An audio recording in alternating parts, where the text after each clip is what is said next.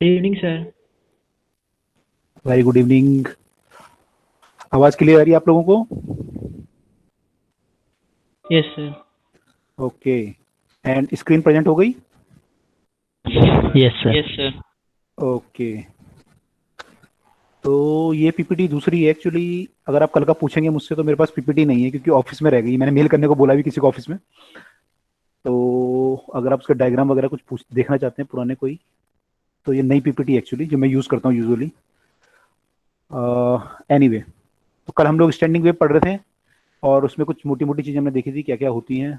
मोटी मोटी तो डेप्थ में देख लिया सब कुछ, स्टैंडिंग वेव क्या होती है और उसमें कैसे कैसे हमारे नोड बनते हैं, एंटी नोड बनते हैं, first harmonic, second harmonic, third harmonic कैसे कैसे बनता है वो सब देखा था।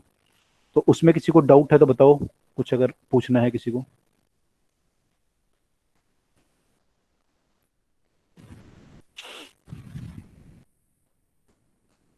नो डाउट, कल हमने पढ़ा था ये, इसको फर्स्ट हार्मोनिक बोलते हैं। जैसा केस बनता है हमारा L equal to lambda by two होता है इस केस में। तो ये फर्स्ट हार्मोनिक का केस था हमारा। और अगर आप दो बार बनाओगे इसके लूप तो देन बीच में अगर एक और आपका नोड बन गया, ये लूप का साइज बराबर होगा, मैंने ज़्यादा बना दिया है। तो इसमें आपका जो है ये सेकंड हार्मोनिक होगा, इसको सेकंड हार्मोनिक बोलते हैं। और इसका दूसरा नाम होता है फर्स्ट ओवरटोन। ये कल हमने देखा था। यहाँ पे आपका जो एल होता है वो लेमडा के बराबर आ जाता है। और अगर तीन लूप बन गए तो फिर हमारा ऐसा कुछ, तो वी से इट इज थर्ड हार्मोनिक।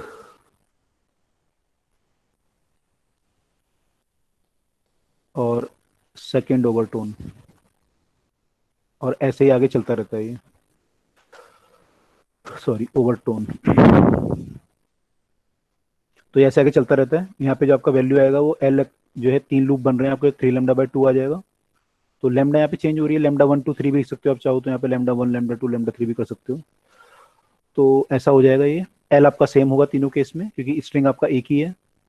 अब जब हम फ्रीक्वेंसी निकाल रहे थे तो हमने देखा फ्रीक्वेंसी वेलोसिटी बाय लेमडा होता है। वेलोसिटी आपकी तीनों केस में सेम होगी क्योंकि टेंशन हमने सेम मानी है कि जो हमने वायर को स्ट्रेच किया है वो सेम टेंशन से स्ट्रेच किया है। तो अगर हमारी टेंशन सेम है तो और वायर सेम है तो वेलोसिटी हमारा टी बाय म्यू होती है, तो वो सेम होगी तीनों केस में। टी बाय म्यू होती है तो तीनों केस में वो सेम होगी। तो we write that frequency equal to, v आपका सेम है, लेमडा पे फर्क, लेमडा पे डिपेंड करेगा। फ्रीक्वेंसी वी बाय लैम्डा कैसे आ गई? No, frequency velocity. Frequency v by lambda कैसे आ गई? Yes sir. ये होता है ना हमारा v equal to lambda by t होता है ना, लेमडा एफ, ये तो होता है फॉर्मूला। अच्छा अच्छा, यस सर, ठीक है सर। तो हमारी जो फ्रीक्वेंसी यहाँ से आई वी बाय लेमडा आई, वी हमारा जो है टी बाय म्यू है। और अगर यहाँ पे लेमडा देखिए हम, तो लेमडा यहाँ पे आ रहा था हमारा टू एल, तो यहाँ पे वी बाय टू एल आ रही थी। इस केस में हमने देखा तो वी बाय एल आ रही थी फ्रीक्वेंसी आपकी। इसको एफ वन बोल सकते हो। ये एफ टू आपकी जो आएगी वो वी बाय एल आ जाएगी। तो मैंने एक्चुअली ऊपर नीचे मल्टीप्लाई कर दिया था यहाँ पे टू से, ताकि हम कंपेयर कर पाए सारी फ्रीक्वेंसी को। और एफ थ्री जब आप निकालोगे तो यहाँ से आप सॉल्व करोगे तो टू एल बाय थ्री आ रहा है आपका जो लेमडा का वैल्यू है, तो ये three v by two L आ जाएगा। तो ये आपकी फ्रीक्वेंसी है। तो ये फर्स्ट हार्मोनिक की फ्रीक्वेंसी है, सेकेंड हार्मोनिक की फ्रीक्वेंसी और थर्ड हार्मोनिक की फ्रीक्वेंसी ये आ रही थी हमारी। तो ये हमने कल देखा था कि हमारी जो फ्रीक्वेंसी आ रही है वो इस रेशो में है। तो फ्रीक्वेंसी आ रही है ratio one, ratio two, ratio three, ratio four, ऐसे आपकी वेरी कर रही है फ्रीक्वेंसी। और इन जनरल जो आपकी फ्रीक्वेंसी होगी nth हार्मोनिक की वो होगी n v by two L. This is the frequency of nth harmonic. ये हमने कल पढ़ा था। इसमें किसी को डाउट है तो बताओ। सर मतलब फ्रीक्वेंसी तो बढ़ रही है जैसे जैसे इंटरनोड्स बढ़ रहे हैं गिवन हाँ, वेवलेंथ पर। हाँ फ्रीक्वेंसी बढ़ रही है हमारी जैसे जैसे हमारे नोड बढ़ रहे हैं। ठीक है। Yes sir. ओके। तो मीन्स आपको अगर ये वाला वाइब्रेशन करना है तो आपको कम फ्रीक्वेंसी चाहिए। मैंने, आप ये वाइब्रेशन कैसे करते हैं, हम या तो हाथ से प्लग करेंगे, हाथ से हम प्लग कर देंगे वायर को, या फिर हम कोई एक्सटर्नल कोई सोर्स यूज करेंगे जो वाइब्रेट कर रहा होगा, उससे से वाइब्रेट कराएंगे। तो जब इसको वाइब्रेट कराएंगे तो हमें फ्रीक्वेंसी इतनी चाहिए होगी अगर हमें इस फर्स्ट हार्मोनिक के मोड में से वाइब्रेट कराना है। अगर हमें सेकंड हार्मोनिक के इसमें वाइब्रेट कराना है, सेकंड ओवरटोन में वाइब्रेट कराना है इसे, तो इतनी फ्रीक्वेंसी चाहिए एफ टू के बराबर। और थर्ड में कराना है तो एफ थ्री के बराबर। तो आपको फ्रीक्वेंसी ज़्यादा चाहिए अगर आप इसे थर्ड हार्मोनिक में वाइब्रेट कराओगे तो हमारी फ्रीक्वेंसी में ज़्यादा चाहिए, ठीक है।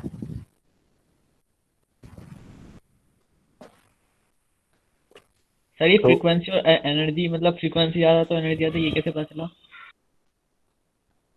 हमने यहाँ पे एनर्जी का लिखा नहीं है, अभी तो फॉर्मूला का लिखा है एनर्जी का। एफ स्क्वायर पे डिपेंड करती है वैसे आपकी। मतलब अभी आप कहते ना कि इसमें फ्रीक्वेंसी ज़्यादा तो उसमें एनर्जी हमें ज़्यादा लगानी पड़ेगी। नहीं, मैं कह रहा हूँ अगर हमें ये वाली ये चाहिए तो फिर हमें वो सोर्स ऐसा चाहिए जिसकी फ्रीक्वेंसी ज़्यादा हो। जो एक्सटर्नल सोर्स आप ले रहे हो उसकी फ्रीक्वेंसी ज़्यादा हो। जैसे आप इसको ना वाइब्रेट करा सकते हो, आप एसी करंट से भी वाइब्रेट करा सकते हो इसे, इस वायर को। तो आपको एसी करंट की फ्रीक्वेंसी मान लो आपको पहले केस में चाहिए मान लो 100 हर्ट्ज, अगले केस में 200 हर्ट्ज चाहिए, तीसरे केस में 300 हर्ट्ज चाहिए।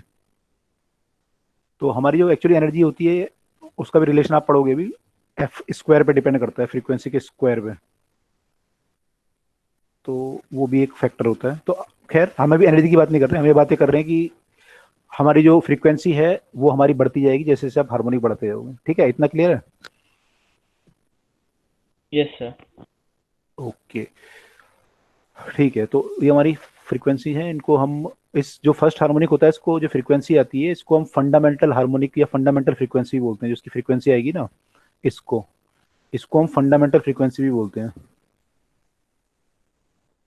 F1 को या तीनों को, F1 F2 F3? F1 को केवल, इसको ओके। इसको फंडामेंटल बोलते हैं। और ये इसके सारे मल्टीपल हैं, है ना। आपकी फ्रीक्वेंसी अगर ये F1 है तो F2 आप देख रहे हो 2 F1 के बराबर है, और ये 3 F1 के बराबर है। तो ये फंडामेंटल के मल्टीपल हैं सारी फ्रीक्वेंसीज। तो हम इसको V/2L को जो है फंडामेंटल फ्रीक्वेंसी बोलते हैं, जो हमने यहाँ पे निकाला है ये। और ये बाकी सब इसके मल्टीपल हैं।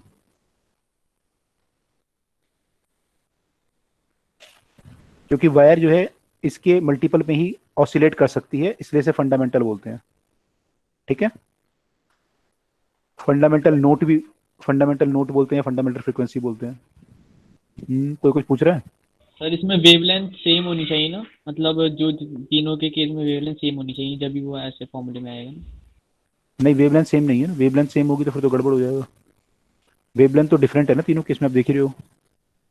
आपका क्योंकि एल सेम है ना तीनों केस में, ये एल सेम है। तो अच्छा, अगर आप मतलब एल सेम है, वेवलेंथ डिफरेंट है, ओके। वेवलेंथ डिफरेंट हुई ना आपकी हमेशा, एल तो सेम ही रहेगा। धागा तो वही है ना, आप उसी को वाइब्रेट करा रहे हो बार बार, फर्स्ट हार्मोनिक में सेकंड हार्मोनिक में। तो यस वेवलेंथ सर। अलग अलग हो जाएगी,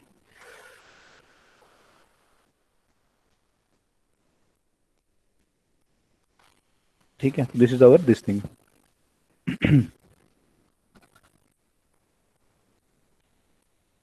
तो ये आई होप सबको क्लियर हो गया था इतना यहाँ तक, स्टैंडिंग वेव कैसे कैसे बनती है, कैसे कैसे वाइब्रेट करती है स्ट्रिंग में। एक चीज क्वेश्चन करते हैं पहले दो, फिर आगे बढ़ते हैं।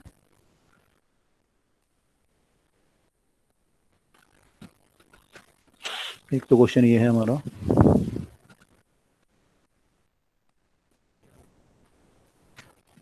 कि आपको वेव की इक्वेशन दी हुई है, कहाँ गई?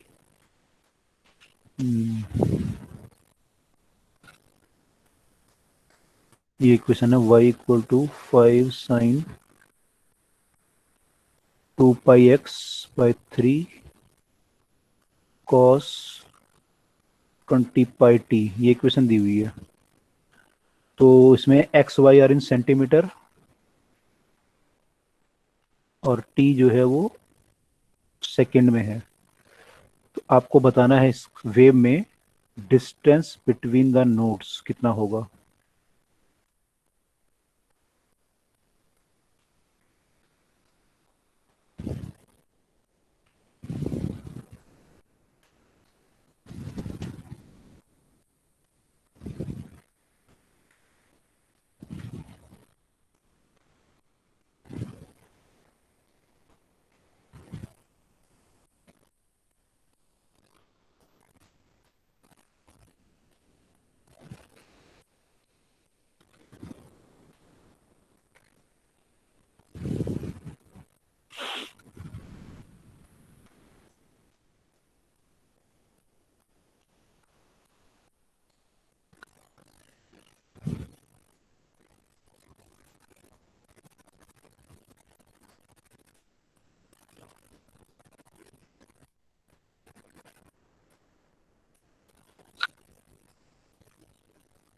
Sir 3 centimetre.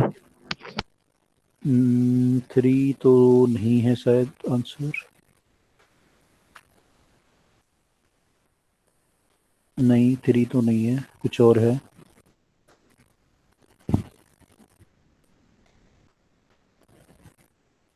इसी में गुणा या भाग की गलती है बस, 3 का ही मल्टी। सर कितना है? 1.3 है, 7 6 ऐसा कुछ है क्या?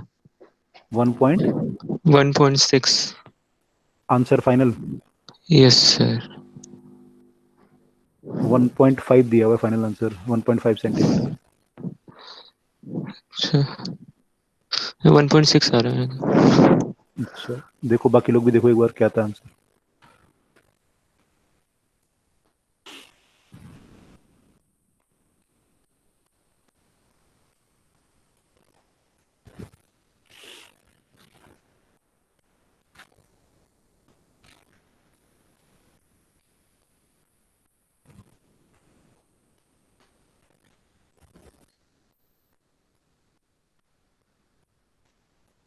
सर 1.5 सेंटीमीटर आ रहा है सर।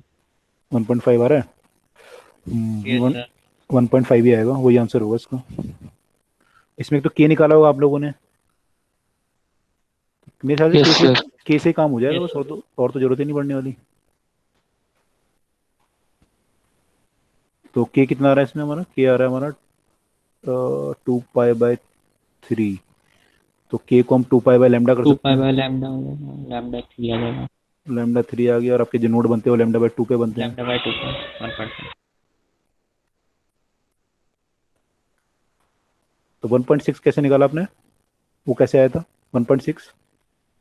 सर वो थोड़ी गलती हो गई, अच्छा गलती हो गई थी, कैलकुलेशन मिस्टेक हो गया था। Calculation mistake. चलो इसको, आपने लैम्डा बाय 2 के लिए है। हमारे जो नोड बनते हैं लैम्डा बाय 2 पे तो बनते हैं, हमने देखा नहीं था अभी यहाँ पे। ये जो डिस्टेंस होता है कितना होता है, ये यहाँ से यहाँ तक का लैम्डा बाय 2 होता है ना, क्योंकि पूरी पूरी यस वेव सर। आपकी, ये पूरी वेव लैम्डा होती है। तो अगर आप आधा लोगे यहाँ तक का, तो लैम्डा बाय 2 लेना पड़ेगा आपको।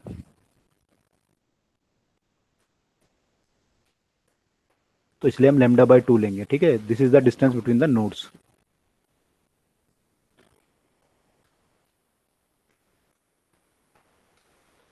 दूसरा क्वेश्चन है, आई होप ये तो किसी को डाउट नहीं होगा अब, है ना। दूसरा क्वेश्चन था कि string stretched between two fix point, string है stretch between two fix point. तो स्ट्रिंग की लेंथ दे रखी है, यानी बिटवीन टू फिक्स पॉइंट बोला हुआ है, तो लेंथ दे रखी होगी यानी। It is observe that no it is observed that to have a resonant frequency of 420 hertz, it is observed to have it is observed माने जो स्ट्रिंग है, it is observed to have resonant frequency। resonant का मतलब होता है, अभी resonant का मतलब ये होता है, मैंने भी कहा था ना कि बाहर वाले जो सोर्स होते हैं और अंदर वाले जब फ्रीक्वेंसी मैच कर जाती है उसे रिजोनेंट बोलते हैं। तो यानी ये इसकी रिजोनेंट फ्रीक्वेंसी, यानी इसकी कोई ये नेचुरल फ्रीक्वेंसी होगी, यानी ये है ना, ये तो F1 होगी, F2 होगी, F3 होगी, तो उस पर ही रिजोनेट कर सकता है। तो कह रहा है it is observe to have a resonant frequency of 420 hertz and 315 hertz. ये ऑब्जर्व किया था कि रिजोनेंट फ्रीक्वेंसी ये है, and there is no other there is no other frequency in between. इसके बीच में ये किसी और फ्रीक्वेंसी पे वाइब्रेट नहीं करता।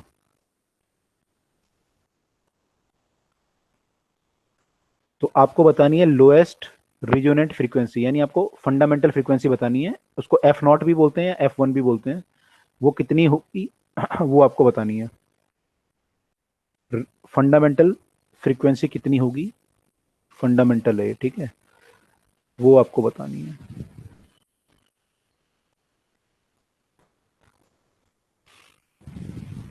ये क्वेश्चन है कुल मिला के। इसको मैं धागे को हटा देता हूँ बीच में से।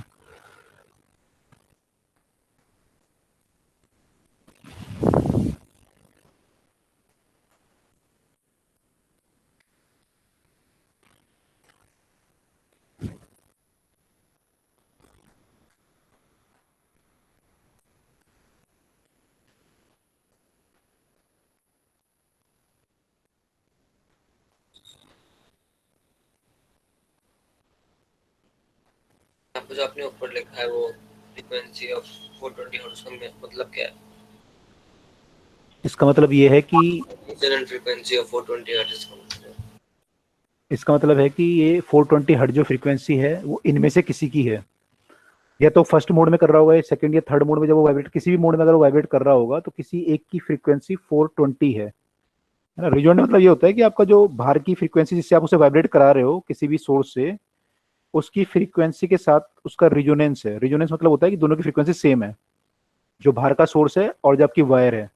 जैसे हम कल बात कर रहे थे ना अर्थक्वेक में, कि अगर आपका अर्थक्वेक की फ्रीक्वेंसी बिल्डिंग की फ्रीक्वेंसी से मैच कर जाए, ऐसे यहाँ पे जो है बाहर के सोर्स की फ्रीक्वेंसी और वायर की फ्रीक्वेंसी सेम है, तो 420 पे वो रिजोनेंस हुआ, उनमें रिजोनेंस हुआ, मतलब फ्रीक्वेंसी सेम हो गई। आपको कैसे पता चला रिजोनेंस हुआ? रिजोनेंस होने पे बहुत ज्यादा वाइब्रेट करने लगेगा, तो 420 पे उसका वाइब्रेशन हुआ और 315 पे हुआ। यानी कुल मिला के बात यह है कि 420 और 315 इसकी फंडामेंटल फ्रीक्वेंसी है, कोई ना कोई, मतलब कोई ना कोई नेचुरल फ्रीक्वेंसी है, नॉट फंडामेंटल, कोई ना कोई नेचुरल फ्रीक्वेंसी है।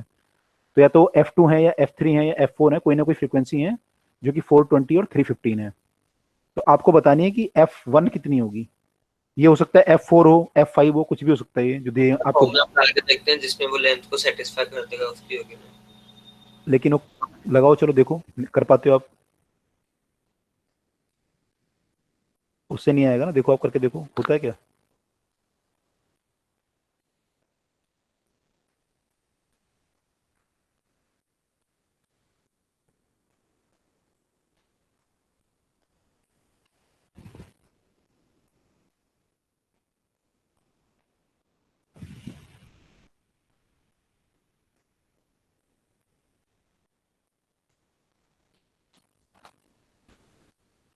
सर इन दोनों के बीच कोई फ्रीक्वेंसी नहीं है। इन दोनों के बीच में कोई फ्रीक्वेंसी नहीं है, तो मतलब कंज्यूगेटिव फ्रीक्वेंसी है दो, जिनमें वाइब्रेट करता है।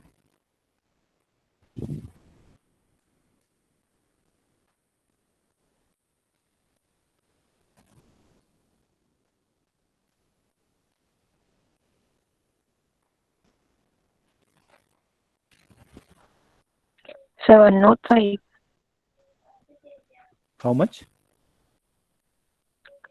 105. 105 ऑप्शन में तो है इसमें, लेकिन आई थिंक आंसर नहीं दिया हुआ। 105 इसमें आंसर दिया हुआ है। हाँ नहीं, सही है, 105 करेक्ट। 105 हर्ट्ज। 420 Yes, आ गया। 315, हाँ 105 ही आएगा, ठीक है, करेक्ट 105। नहीं हुआ सर उससे। अभी तो मैं अभी करो, आप करो, मैं भी अभी नहीं बता रहा, ट्राई करो।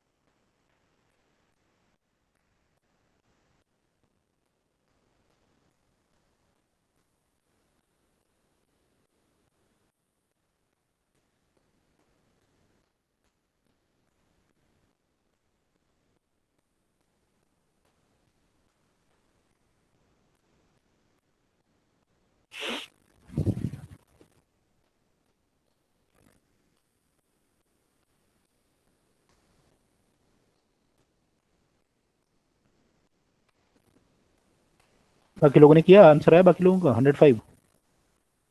Yes sir. Yes Okay. Yes sir. Sir. अच्छा, सबका आ गया, कैसे आया बताओ? सर ये 315। कंसेक्यूटिव फ्रीक्वेंसीज होगी इसका मतलब। हाँ ठीक है, सर एक को n मान लिया, दूसरी को n+1। एक को n मान लिया, एक को n+1, ओके, तो वहां से निकाल लिया। Yes sir. सर वो जो होता है ना फंडामेंटल फ्रीक्वेंसी, वो v/12 होता है, तो एन इन वी दोनों बाई को, हाँ v/12, तो इन दोनों को माइनस कर देंगे तो n तो कैंसिल हो जाएगा, तो v/12 रह जाएगा। ओके, आपने ये माइनस किया है ना, तो इसका जो आंसर आएगा वो V/12 आएगा। और जबकि फंडामेंटल होती है F1, वो भी V/12 होती है, यानी जो वैल्यू आई है ये F1 के बराबर आई है। तो अगर मैं इन दोनों को माइनस कर दूं तो मेरा F1 आ जाता है। इन दोनों को माइनस करने का मतलब मैं 420 को 315 से माइनस कर रहा हूँ, तो 105, ये मेरा F1 होगा। ऐसे किया? Yes, sir. Okay okay. एक को n प्लस बदल दिया, एक को n, ऐसा क्यों? क्योंकि उसने बोला ना इसके बीच में कोई फ्रीक्वेंसी नहीं है, तो एक फ्रीक्वेंसी आपकी, भाई ये फ्रीक्वेंसी क्या हो सकती है, तो 1 होगी या 2 होगी या 2v/2l होगी या 3v/2l होगी या 4v होगी या कुछ होगी। तो हमने एक को मान लिया कि एक nv/2l है, दूसरी वाली क्या होगी, n+1v/2l होगी, जो ज़्यादा वाली होगी। उसने बोला ना कि ये दोनों जो है इसके बीच में कोई और फ्रीक्वेंसी नहीं है, तो या तो वो ये दोनों होंगी या फिर ये दोनों होंगी, तीसरी और चौथी, या फिर चौथी और पांचवी, या फिर पांचवी और छठी। तो हमने ऐसा मान लिया कि n और एक n+1 वाली होंगी, तो उससे हमने निकाल लिया। तो फिर इन दोनों को माइनस करने से हमारी v/2l कैसे आ रही है? तो माइनस करोगे तो v/2l कॉमन आ जाएगा, n+1 में से n माइनस करोगे तो 1 तो बचेगा, v/2l तो कॉमन आ जाएगा ना। ठीक है, तो माइनस करेंगे तो वहां से हमारा आ जाएगा इसका कि कितना होना चाहिए। अच्छा, इसमें अगर ये पूछता कौन सी फ्रीक्वेंसी है ये, तो कैसे निकालते हैं, कौन सी वो है ये हार्मोनिक?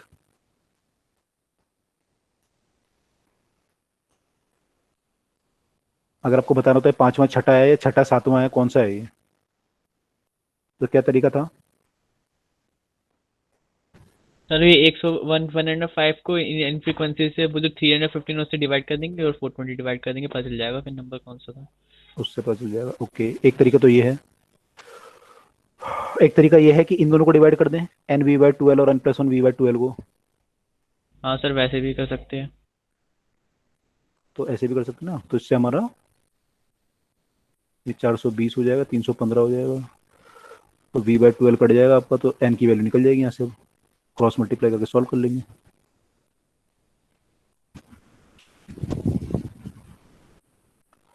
ठीक है, मेरे ख्याल से सबने आंसर निकाल लिया था, किसी को डाउट नहीं है अब इसमें?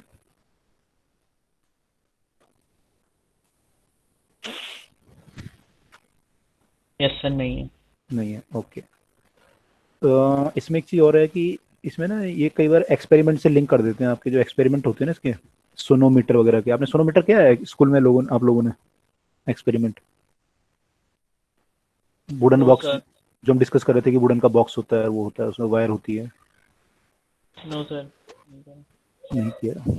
मैं मोटा मोटा बता देता हूँ वैसे, तो पूरा आप एक्सपेरिमेंट देख लेना क्या है उसमें। ऐसा करके ना उसमें एक वुडन का बॉक्स होता है,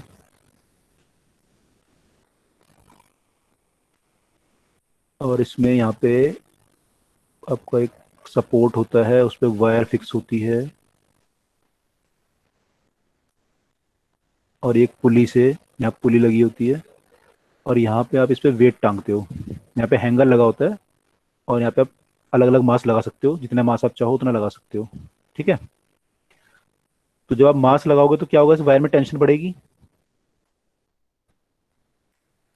है ना, क्योंकि टेंशन mg के बराबर होगी आपके। तो इस वायर की टेंशन आप कंट्रोल कर सकते हो उसमें। तो आपकी जो फ्रीक्वेंसी होती है, अगर आप इसको वाइब्रेट कराओ तो एक्चुअली ये एंड जो है फिक्स एंड की तरह बिहेव करेगा, और ये एंड फिक्स एंड होगा आपका इस केस में। तो ये लूप जो है आपका वाइब्रेट करेगा, तो वो वाला केस बन जाएगा, तो ऐसे वाइब्रेट करेगा, एक उसमें लूप में या दो लूप में या 3 लूप में ऐसे वाइब्रेट करेगा, है ना। तो फ्रीक्वेंसी जो आएगी वो nv/2l आएगी। तो v को आप लिख सकते हो t/μ nv/2l। ठीक है, तो t आप कंट्रोल कर रहे हो यहाँ पे, और म्यू आपको पता चल जाएगा वायर का कितना है। तो उससे हम एक्सपेरिमेंट करते हैं। ठीक है, अच्छा, और आप क्या करते हो इसमें, एक काम और करते हो आप ना यहाँ पे वुडन के पैग होते हैं, ऐसे ट्रायंगल के शेप के वुडन के पैग होते हैं लैब में, उनको लगा देते हो, है ना, वुडन के ब्लॉक टाइप का होता है, ऐसे लगा देते हो आप यहाँ पे।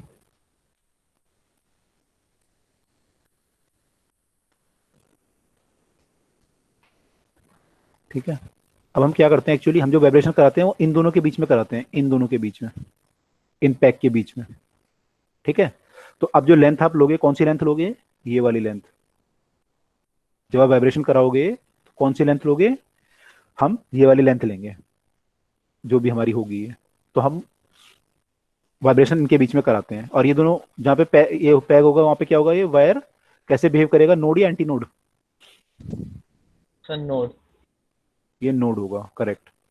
तो यहाँ पे हमारा बन जाएगा नोड, जहाँ पे हमारे पैग लगाओगे आप वहाँ पे नोड बनेंगे, और बाकी जगह एंटी नोड बनेगा कहीं ना कहीं। तो अब इसे वाइब्रेशन कराने का तरीका क्या होता है, यूजुअली हमारा एक इंस्ट्रूमेंट होता है, उसे बोलते हैं ट्यूनिंग फॉर्क। स्टील का ऐसा होता है, आई थिंक स्टील का ही होता है, ऐसा करके एक इंस्ट्रूमेंट होता है चमेटे टाइप का, ठीक है। इसमें ये चीज जो होती है ना, वाइब्रेट कर सकती है ये, ठीक है। इसको बोलते हैं ट्यूनिंग फॉर्क, फॉर्क भी बोलते हैं कई बार केवल, इसका एक्चुअल नाम है ट्यूनिंग फॉर्क, ठीक है। तो इसको क्या करते हैं हम लोग, ट्यूनिंग फॉर्क को, इसके जो ऊपर वाले दो साइड हैं ये दोनों वाइब्रेट कर सकती हैं। इनको वाइब्रेट कैसे कराते हैं हम लोग, इनको वाइब्रेट कराने के लिए हम लोग इसको जो है पकड़ते हैं, ट्यूनिंग फॉर्क को यहाँ से पकड़ते हैं हैंडल से, और इसको उठा के मारते हैं एक लेदर के पैड के ऊपर। तो लेदर के पैड के ऊपर जब मारोगे इसे, तो ये इसका ऐसे इसको हैंडल से पकड़ के लेदर के पैड पे हिट करते हैं। जब हिट करोगे तो क्या होगा, ये इसका वाइब्रेशन शुरू हो जाएगा, ये वाइब्रेट करने लगेगा। तो जब ये वाइब्रेट करेगा तो ये आगे पीछे को वाइब्रेट करेगा। तो आप इसको पकड़ के यहाँ टच करा दोगे वायर पे, कहीं पे आप टच कराओगे इसको, ठीक है। तो जब आप टच कराओगे इसे तो वहाँ पे क्या होगा, वाइब्रेशन, वायर बहुत ज़्यादा वाइब्रेशन करने लगेगी जहाँ पे आप इसे टच कराओगे। तो जहाँ पे बहुत ज़्यादा से वाइब्रेशन करने लगेगी वायर, वहाँ पे क्या बनना चाहिए आपका, नोड या anti node? Anti node. Anti node बनना चाहिए। तो आप जहाँ पे वायर को उस पर टच कराओगे वहाँ पे एंटी नोड बनना चाहिए। यहाँ पे टच कराओगे तो वायर भी वाइब्रेट करने लगेगी यहाँ पे, जब ये दोनों करेंगे तो यहाँ पे हमारा एंटी नोड बनेगा।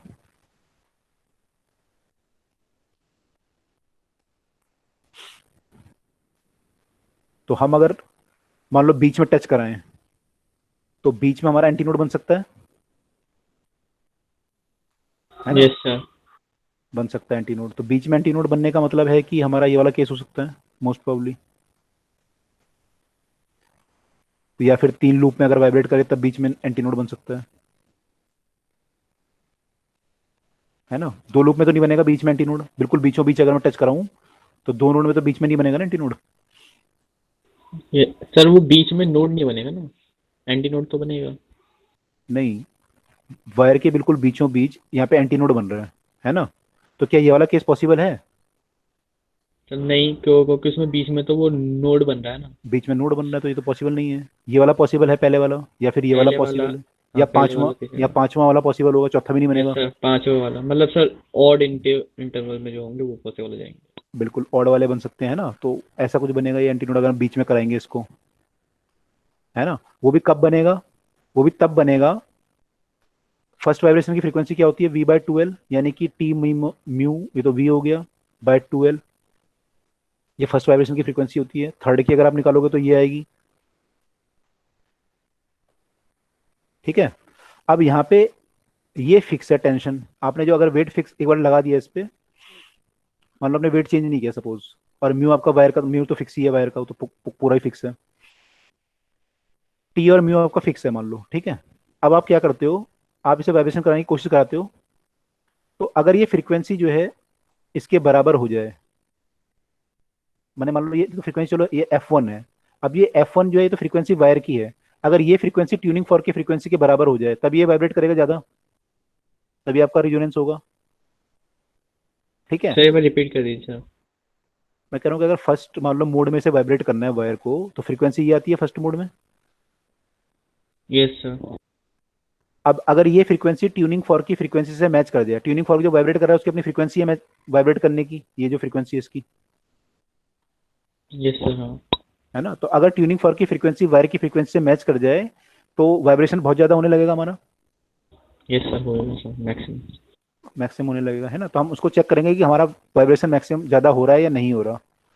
तो कई बार क्या होता है कि ज्यादा वाइब्रेशन नहीं होता, तो हम क्या करते हैं फिर इसको लेंथ को चेंज करके देखते हैं। हो सकता है आपकी फ्रीक्वेंसी मैच ना कर रही हो आपस में, ये दोनों फ्रीक्वेंसी f1 और ft मैच ना कर रही हो, तो आप इस लेंथ को चेंज करते हो। तो लेंथ को चेंज कैसे करेंगे हम लोग? हम इन पैक सर को, ये जो वुडन बॉक्स है इनको थोड़ा दूर दूर या पास पास करके। हाँ इनको हम दूर या पास करके देखेंगे कि किस में हमारा पॉसिबल है या नहीं है, माने ये वाइब्रेशन ज़्यादा हो रहे हैं या नहीं हो रहे। तो फिर हम ऐसा लेंथ ढूंढेंगे कि हमारी वाइब्रेशन ज़्यादा हो, उस लेंथ को हम यहाँ पे लिखेंगे हमारी लेंथ कितनी है। ठीक है, तो हम इन दोनों को आपस में रिजोनेट कराने की कोशिश करेंगे। तो या तो फर्स्ट में रिजोनेट करेगा या 3 में करेगा या किसी में करेगा। तो हम अलग अलग लेंथ पे चेक करेंगे किस पे वो रिजोनेंस कर रहा है। क्लियर हुआ ये? Yes sir. ओके। तो लैब में हम लोग ये ट्राई करते हैं इसको रिजोनेंस कराने का। एक तरीका तो ये होता है, एक तरीका ये होता है वायर में करंट फ्लो कराते हैं एसी इस वायर में। तो ये वायर भी जो है वाइब्रेट करने लगती है जब आप इसमें करंट वगैरह फ्लो कराते हो। तो अगर जो एसी की फ्रीक्वेंसी है और जो इसकी फंडामेंटल ये जो नेचुरल फ्रीक्वेंसी है आपस में कोई मैच कर जाए कोई भी, तो वाइब्रेशन बहुत ज़्यादा होने लगेगा आपका वायर में। तो हम लोग एसी पास करा के देखते हैं कि एसी की फ्रीक्वेंसी मान लो 50 हर्ट्ज होती है इंडिया में, तो उस पर देखते हैं हम कि वाइब्रेशन कहाँ पे हो रहा है। तो हम इसकी लेंथ वगैरह चेंज करके चेक करते हैं कि वाइब्रेशन हमारा किस लेंथ पे हो रहा है। तो फिर हम सर ये उससे हम करंट से वाइब्रेशन कैसे हो जाएगा? करंट से वाइब्रेशन कैसे हो जाएगा? करंट से आप इसमें इलेक्ट्रिक, एक्चुअली जो करंट पास करेगा आप करंट को मैग्नेटिक फील्ड के, मैग्नेट के बीच में रख दो इसको, तो वहां से इसको तब हो सकता है। ये जब करंट कैरिंग वायर होती है ना, आप पढ़ोगे 12th में, तो उस पे जो है आपने 10th में पढ़ा होगा मेरे ख्याल से ना, वहाँ पे थंब यस रूल सर, वगैरह, मैग्नेटिक फील्ड उससे राइट हैंड ओरिजिनेट फ्लेमिंग वो सब पढ़ा होगा आपने कि जब कोई yes current sir. Carrying wire होती है मैग्नेटिक फील्ड में तो वो करती है ना, राइट हैंड रूल से निकालते हो। Yes sir. तो ऐसे यहाँ पे जब इसको मैग्नेट के, इसको हम क्या करते हैं एक्चुअली करंट फ्लो करा के मैग्नेट के बीच में रख देते हैं, साउथ और नॉर्थ पोल लगाते हैं इसमें। ऊपर नीचे एक नॉर्थ पोल ऐसे करके मान लो हमने पोल लगा दिया, नॉर्थ और नीचे एक साउथ लगा दिया, तो फिर ये वाइब्रेट करने लगती है वायर आपकी। तो वहां से हम ट्राई करते हैं। ठीक है। यस सर ठीक है। हाँ, तो ये हम तरीके लगाते हैं। मैंने कई हर तरीके से हो सकते हैं वाइब्रेशन कराने के। एक और तरीका हो सकता है कि आप हाथ से करो, इसे प्लग करके देखो यहाँ कहीं पे। तो आपने मान लो प्लग किया, वहाँ पे प्लग करोगे जहाँ पे, तो वहाँ पे वाइब्रेशन ज्यादा होना चाहिए। प्लग करना तो हाँ समझ रहे हो सर। आप, यस झटका सर। देना। तो वहाँ पे जो है वाइब्रेशन ज्यादा होना चाहिए, तो वहाँ पे आप एंटी नोड बनेगा आपका। तो आप देखोगे कि एंटी नोड बन रहा है या नहीं बन रहा। और आपने जो प्लग किया, अगर आप वहाँ पे एंटी नोड बना और स्टेशनरी वेव मान लो फॉर्म हो गई, स्टेशनरी वेव अगर फॉर्म हो जाएगी आपकी वहाँ पे, तो काफी देर तक वाइब्रेशन होता रहेगा।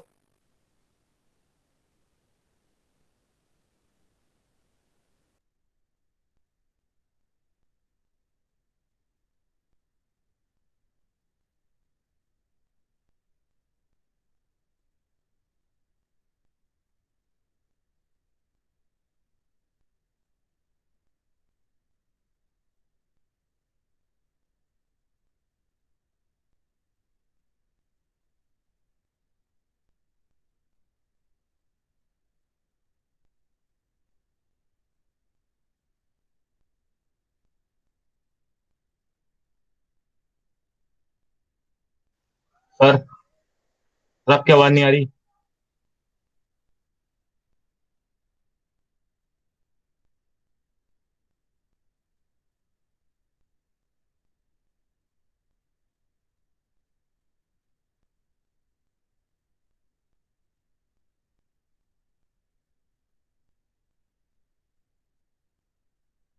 सर आपकी वॉइस नहीं आ रही। अभी आ रही है आवाज? Yes yes sir. Sir. Yes sir. Okay.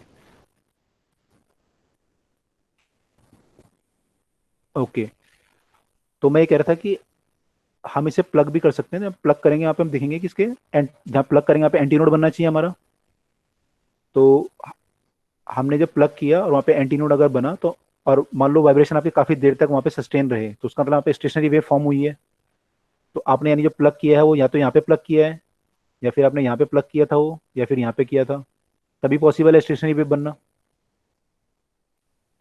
Yes sir.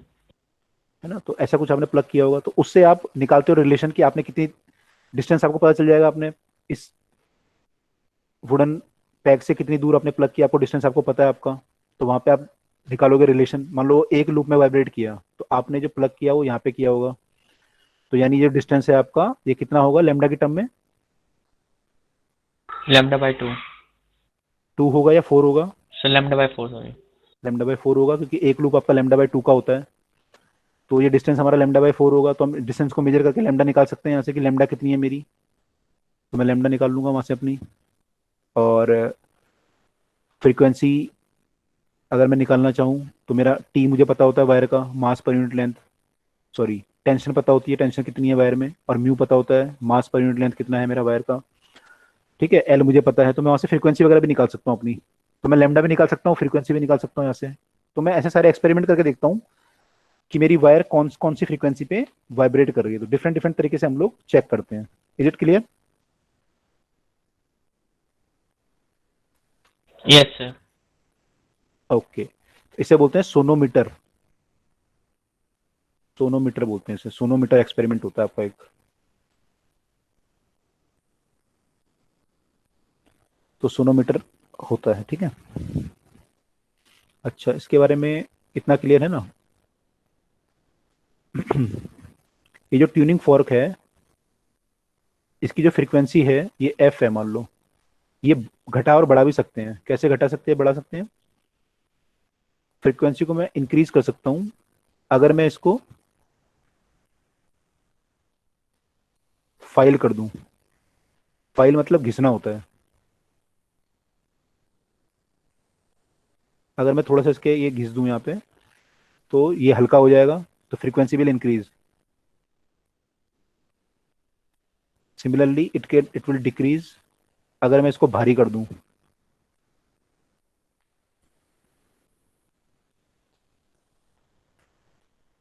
तो भारी करने के लिए हम लोग इस पर वैक्स लगा सकते हैं। अगर इसको वैक्स वगैरह लगा दें तो ये जो है क्या होगा, भारी हो जाएगा। ठीक है, तो इसको एक्चुअली इसके ना जो ये होते हैं इनको प्रोंग बोलते हैं। तो प्रोंग पे अगर हम वैक्स लगा दें इसके, तो ये भारी हो जाएगा। If you apply wax on prongs.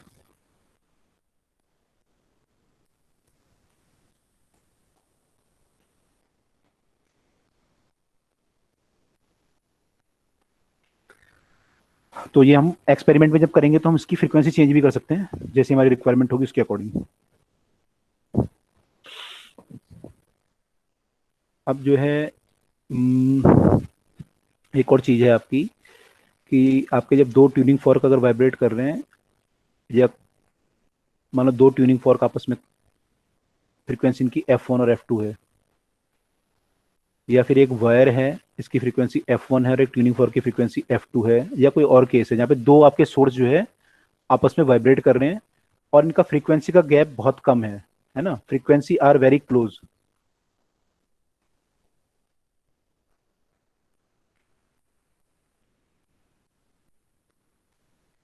Very close, ठीक है।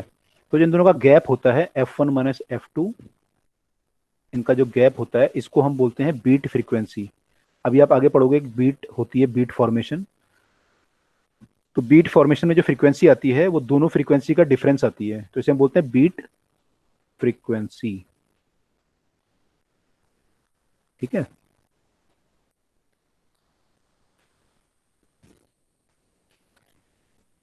दैट इज तो ये द। कैसे हुआ? अभी आएगा आगे, इसका भी एक फॉर्मूला ड्राइव होगा जैसे हमने कल ड्राइव किया ना, के एक्स और ओमेगा टी वाला माइनस प्लस करके। Yes sir. तो ये भी अभी आएगा। अभी जब दो वेव एक डायरेक्शन में ट्रेवल करती है, अभी आपने अपोजिट डायरेक्शन का ड्राइव किया है, अगर सेम डायरेक्शन में ट्रेवल करेंगी तो उसमें ऐसा कुछ बनेगा, अभी देखेंगे आप। ये भी super position of the two waves है।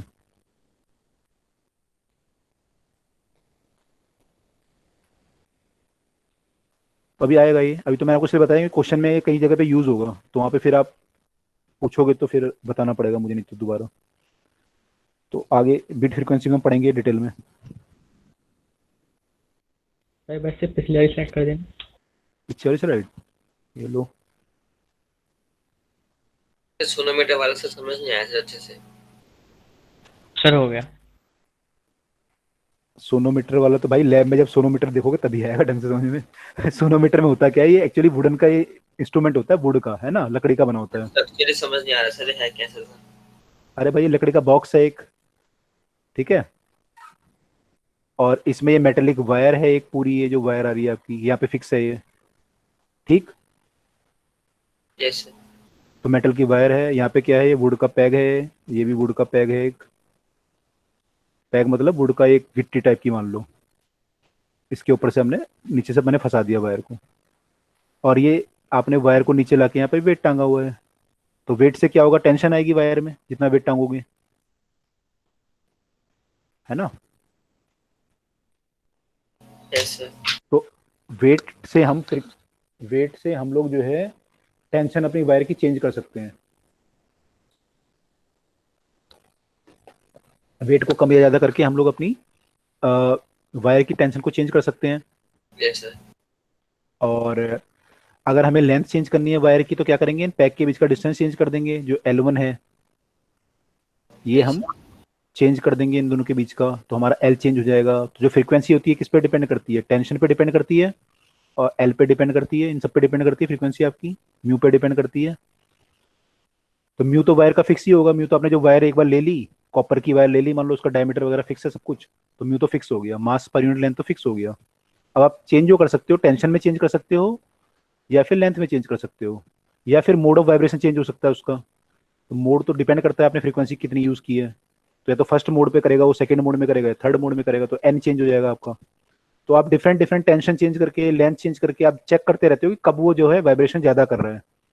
जब भी वो ज्यादा वाइब्रेशन करेगा मतलब उसका मतलब क्या है कि वो कोई ना कोई अपनी एक नेचुरल फ्रीक्वेंसी में वाइब्रेट कर रहा है। तो फर्स्ट नेचुरल फ्रीक्वेंसी पे कर रहा है, या सेकंड पे, या थर्ड पे, या फोर्थ पे, तो आप वो चेक करते हो कि कितने लूप बन रहे हैं, तो उससे आप चेक करते हो कि कौन सी फ्रीक्वेंसी पे वाइब्रेट कर रहा है। तो हमें पता है कि मैक्सिमम वाइब्रेशन कौन सी फ्रीक्वेंसी पे होती है? नहीं, हमें नहीं पता होता, हम तो चेक करते हैं अलग अलग फ्रीक्वेंसी पे, मैंने अलग अलग, हम तो लेंथ पे चेक करते हैं। तो लेंथ वगैरह मान लो मेरी आ गई कोई कि इस लेंथ पे वो वाइब्रेट कर रहा है ना। मान लो एक पर्टिकुलर लेंथ पे आपने निकाल लिया कि वाइब्रेशन बहुत ज़्यादा हो रहे हैं और पर्टिकुलर टेंशन पे, तो आपने इसकी वैल्यू निकाल ली। जैसे अभी आपने क्वेश्चन किया था ना ये 315 और 420, यस सर। तो आपने मान लो एक आपकी एक फ्रीक्वेंसी आ गई 300, फिर आपने दोबारा देखा जब दोबारा वाइब्रेशन होता है तो 400 पे होता है, बहुत ज़्यादा वाइब्रेशन। तो यानी फंडामेंटल फ्रीक्वेंसी कितनी हुई इसकी, इन दोनों को माइनस करना पड़ेगा, इन दोनों को 100 आ जाएगी।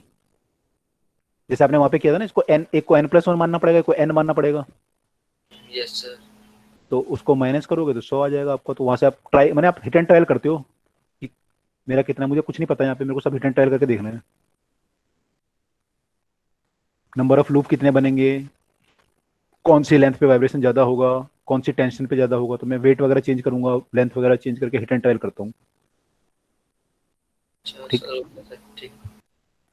ठीक है। तो मैं एक्चुअली वायर की फंडामेंटल फ्रीक्वेंसी निकालना चाह रहा हूँ कितनी है इसकी, तो मैं हिट एंड ट्रायल करके ही निकाल पाऊंगा। Okay sir. तो अगर हम इसमें बार बार टेंशन चेंज करेंगे तो मुझे इफेक्ट पड़ेगा ना वेव को, वाइब्रेशन पे? नहीं, वो तो हम वाइब्रेशन ऐसे करते हैं ना, एक बार हमने वाइब्रेशन किया, फिर हमने छोड़ दिया, रुक गए, फिर हमने पहले वेट वेट चेंज किए, वेट चेंज करके दोबारा फिर हम उसको हिट करते हैं। ऐसा नहीं कि वाइब्रेशन चल रहा है और आप उसे बार बार वेट चेंज करे जा रहे हो, आप अलग अलग एक्सपेरिमेंट करते हो, अलग अलग वेट पे आप हिट करते हो उसे। इसके एक बार कर लिया फिर दूसरी बार अलग टेंशन पे मेजर किया तो अलग अलग टेंशन से फिर इफेक्ट पड़ेगा कोई फ्रीक्वेंसी वाइब्रेशन पे? हाँ, ये डिपेंड नहीं कर रहा है यहाँ पे, टी नहीं आ रहा इस फॉर्मूले में। ठीक है, ओके। ठीक है। तो अब ये हम उसकी बात कर रहे थे ट्यूनिंग फॉर्क की। तो इसकी जो प्रोंग को अगर आप लाइट या हैवी करोगे तो फ्रीक्वेंसी इसकी घट, बढ़ या घट जाएगी। और अगर आप इन दोनों फ्रीक्वेंसी का डिफरेंस निकालोगे किसी वायर में और ट्यूनिंग फॉर्क में, तो इसे हम बोलते हैं बीट फ्रीक्वेंसी। ठीक है। और जब F1 अगर F2 के बराबर हो जाए तो हम कंडीशन को क्या बोलते हैं, रिजोनेंस कंडीशन, जो अभी आप देख रहे थे। तो फिर बीट फ्रीक्वेंसी 0 हो जाएगी। हाँ, इस केस में बीट फ्रीक्वेंसी 0 हो जाएगी। इसको सर बोलेंगे मतलब ये मूव भी नहीं करेगा ऊपर नीचे? मूव नहीं करेगा, ये एक अलग चीज एक्चुअली। ये एक बीट फ्रीक्वेंसी मतलब एक वेव होती है कि आपकी वेव जो बनेगी वो कैसे बनेगी, उसकी फ्रीक्वेंसी है ये। अभी आप देखोगे SHM पढ़ोगे ना ध्यान से, तो वहां पे देखोगे रिजोनेंस का एक्चुअल मतलब क्या होता है, वहां पे आपको क्लियर होगा। तो इनकी फ्रीक्वेंसी दोनों की एक्चुअली बराबर हो जाएगी, आपस में बराबर अगर हो जाएगी तो मूव नहीं, उसमें तो फिर काफी ज्यादा मूवमेंट हो जाएगी आपकी, ज्यादा हो जाएगी, बल्कि कम नहीं होगी, ज्यादा हो जाएगी। जैसे हमने कल देखा था ना कि अगर आपकी बाहर की फ्रीक्वेंसी और अंदर की फ्रीक्वेंसी मैच कर जाती है तो क्या होता है, वाइब्रेशन ज्यादा हो जाता है ना, बहुत ज्यादा। Yes sir. तो वैसा कुछ केस हो जाएगा इस केस में। अभी देखेंगे, धीरे धीरे आएंगी चीजें, अभी आप एक बार में नहीं समझ पाओगे सारी चीजें, जब बीच बीच में आती रहेंगी चीजें समझ जाओगे आप क्या क्या हो रहा है ना। तो यस तो सर, मैंने अभी आपको समझ में नहीं आया सर। अभी सारा नहीं आएगा समझ में। अभी मैं आपको मोटा मोटा बता रहा हूँ, ये सारा आपका बीच बीच में आता रहेगा सब अब। तो इसलिए बता रहा हूँ, क्वेश्चन में पता चला कुछ नई चीज आ गई, फिर आप वहाँ कंफ्यूज हो जाओगे कि ये वो बोल देगा फाइलिंग कर दी ट्यूनिंग फॉर की, अब बताओ बीट फ्रीक्वेंसी कितनी होगी, तो फिर आप घबरा जाओगे कि फाइलिंग में क्या होगी अभी। ठीक है, तो बीट फ्रीक्वेंसी ये है। ठीक है, अब मान लो कई बार ऐसा केस दे देता है कि भाई एक आपका ट्यूनिंग फॉर्क है, उसकी फ्रीक्वेंसी 250 हर्ट्ज है सपोज, और एक दूसरे ट्यूनिंग फॉर्क के साथ 2 बीट देता है, तो इसकी फ्रीक्वेंसी कितनी हो सकती है?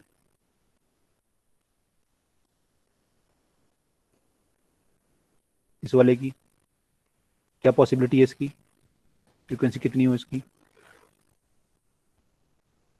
ये फर्स्ट है, ये सर सेकंड है। 252 या 250, 252 या फिर 248। ये दोनों हो सकती हैं, बिल्कुल करेक्ट। या तो ये होगी या फिर ये होगी, तभी 2 बीट बन सकती हैं दोनों के आपस में।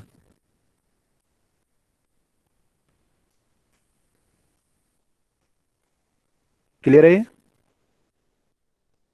Yes sir.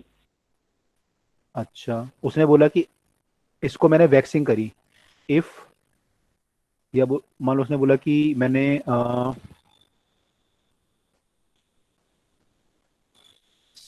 सेकंड वाले को फाइल किया, देन बीट्स फ्रीक्वेंसी इंक्रीजेस, तो बताओ कौन सी पॉसिबिलिटी है फिर, कि 252 होगा या 248 होगा? सेकंड वाले को क्या है if 248.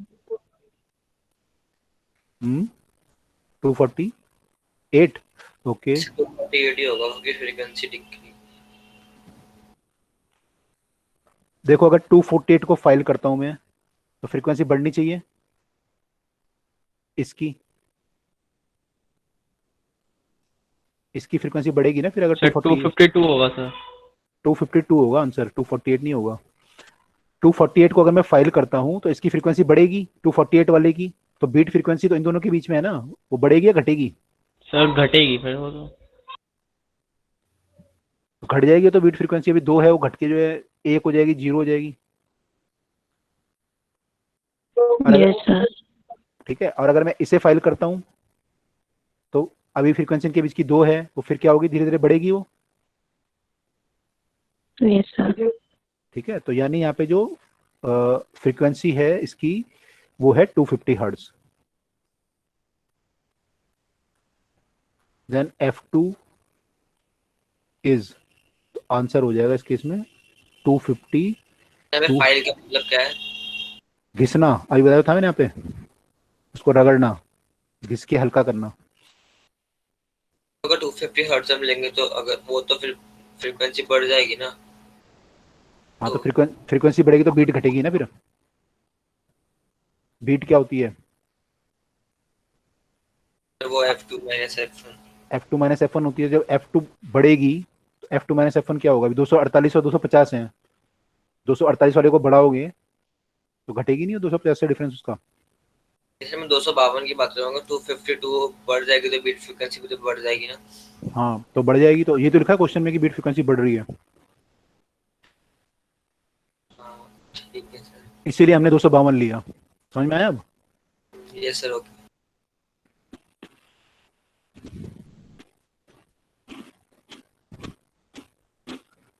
सर आप वॉल क्लियर कर देना इसमें लिख लेते।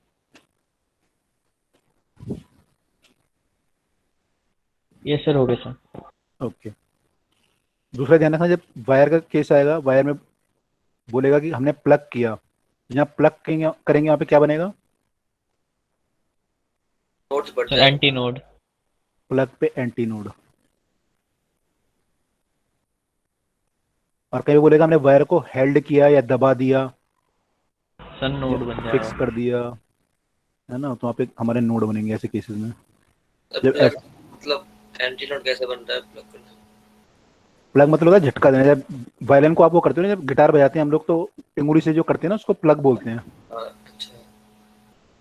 ठीक है।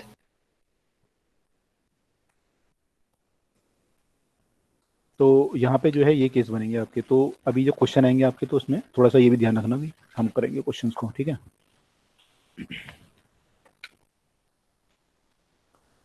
चलेंगे क्वेश्चन कर लेते हैं पहले। 2 सेकंड। ओके।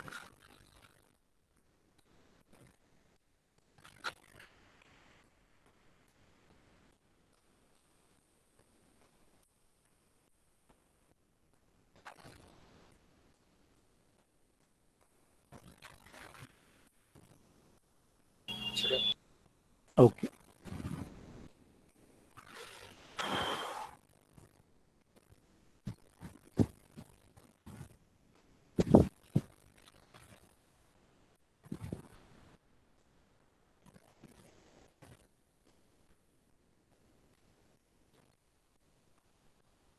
क्वेश्चन है कि length of the wire, sonometer है ये,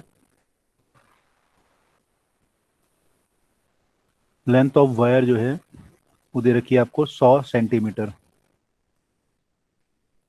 ठीक है। आपने जो पढ़ा था भी, हमने 2 पैक की बात की थी कि 2 पैक लगे हुए हैं। आप 2 की जगह 3 भी लगा सकते हो, 4 भी लगा सकते हो। तो अलग अलग आपके सेगमेंट वायर बन जाएंगी। एक वायर ये बन जाएगी, एक ये, एक ये, एक ये, L1 L2 L3 सबकी लेंथ अलग अलग हो सकती है ऐसे।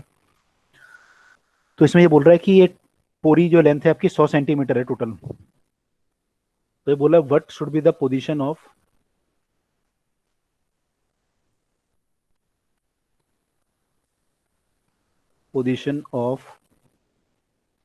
टू ब्रिज, इनको ब्रिज भी बोलते हैं, wooden bridge,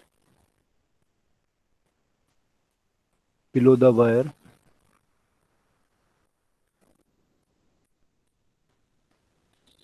so that segment of the wire has fundamental frequencies in the ratio 1:3:5। तो कहाँ पे पैग रखा जाए ताकि ऐसे ऐसे हो। पोजीशन बतानी है आपको, इसके आंसर ऐसे दिए हुए हैं।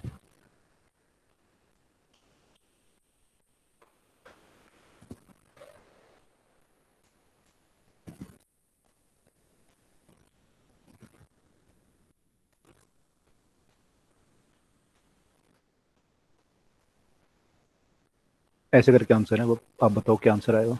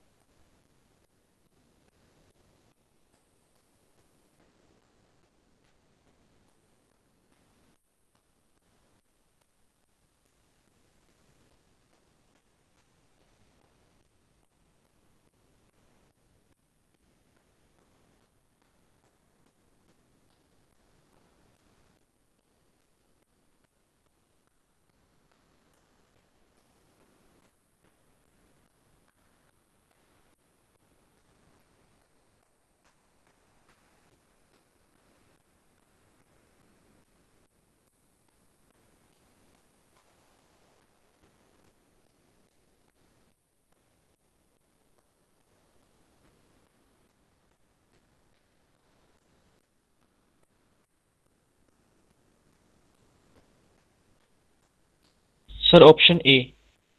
ए आ रहा है, ओके एक मिनट में चेक करता हूँ।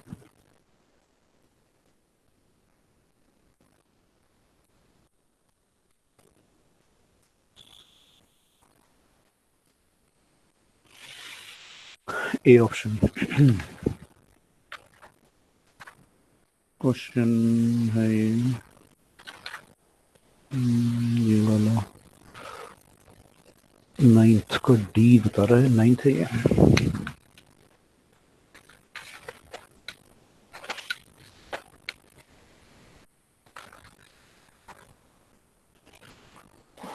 Ninth vibration the string, 9th का आंसर है डी बता रहा है। डी मतलब 1500/23 और 2000/23।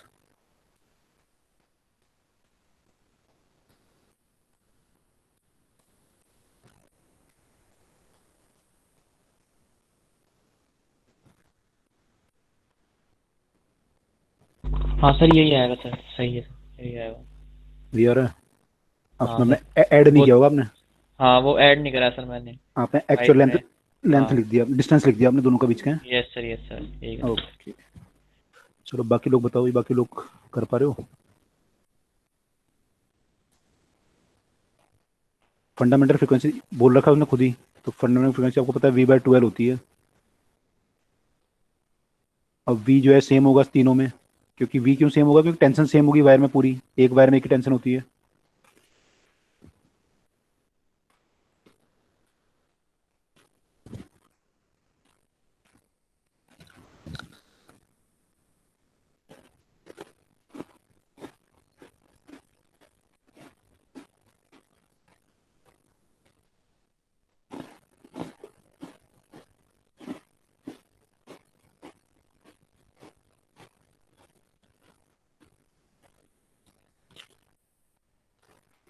सर एक बार फिर से बता दो क्वेश्चन को, बस हो ही गया है सर। एक बार फिर से एक्सप्लेन कर दो क्या फाइंड करना है।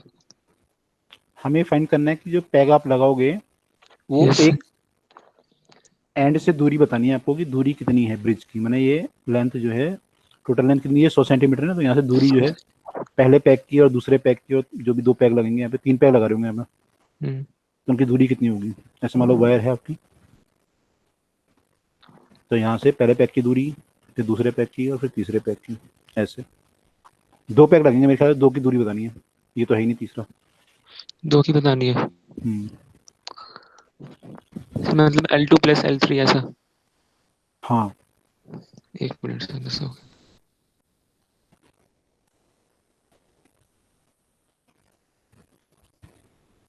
Yes, sir. The option. आ गया डी, ओके।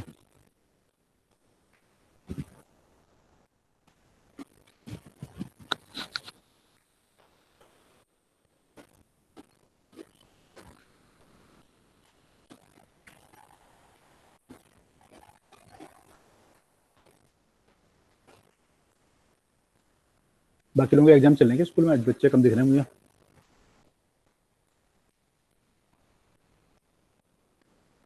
एग्जाम वगैरह शुरू होगा मुझे लगता है सबके।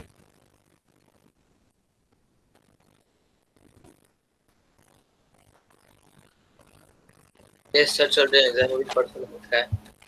अच्छा आपके तो मार्च में होने थे ना एग्जाम, आप तो कहते मार्च में होंगे हमारे। यस सर, अभी वो उन्होंने कहा कि वो फाइनल से पहले एक टेस्ट ले लेते हैं 40 नंबर का। सर डी आ रहा है आगे बस। डी आ रहा है, ओके।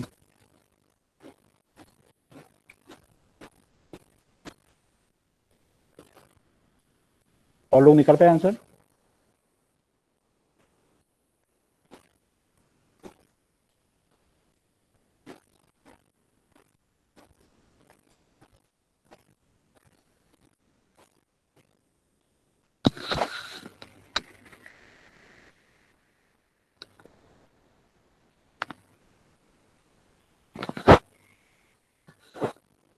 निकाला और लोगों ने?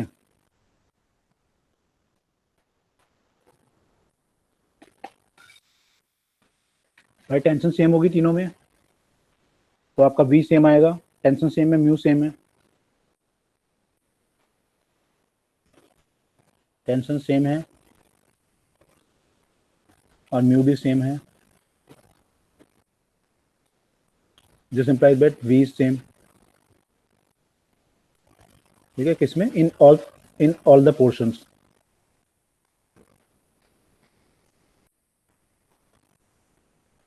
तो आपका जो फ्रीक्वेंसी का रेशियो आएगा वो तीनों फंडामेंटल फ्रीक्वेंसी है ये, तो इनका जो रेशियो आएगा वो आएगा V/2L होता है रेशियो, तो V/2L1 ratio V/2L2 ratio V/2L3। तो ये रेशियो कितना हो जाएगा हमारा? 1/L1 ratio 1/L2 ratio 1/L3, क्योंकि V वगैरह सेम है इसमें, तो ये रेशियो हो जाएगा। और क्वेश्चन में क्या दिया हुआ है कि रेशियो कितना है हमारा? 1/3/5। एक हमें ये पता है कि ये रेशियो इतना है, एक तो ये पता है हमें, दूसरा ये पता है total length of the wire हमारी प्लस L3 जो है वो 100 सेंटीमीटर है। तो दो चीज़ें पता है हमें, एक तो ये और एक ये। यहाँ से सॉल्व करना है मुझे, फटाफट निकालो बाकी लोग भी, 1 मिनट और दे देता हूँ मैं।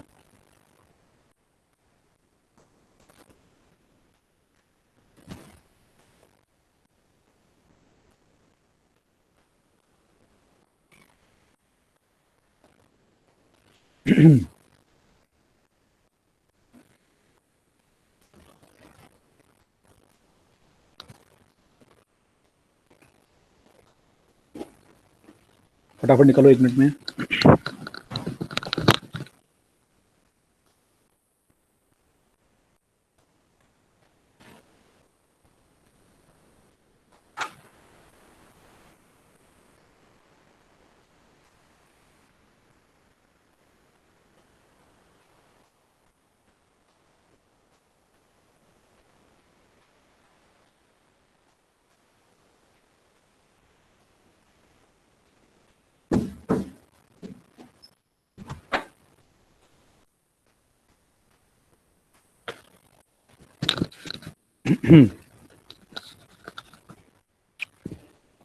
चलें आगे अगले क्वेश्चन पे। Yes sir. चलो यस सर। आगे मूव करते हैं। तो हमने क्वेश्चन किया ये वाला 9, अब करते हैं ये वाला।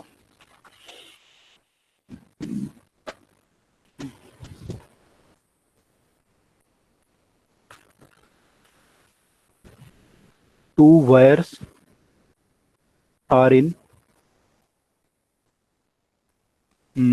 यूनिसन। यूनिसन माने होता है कि रिजोनेंस में है। ठीक है, इसका मतलब यही मानेंगे, कहीं लिखा तो नहीं हुआ, ये मान लेंगे। अब कह रहा है if tension in one wire is increased by 5%,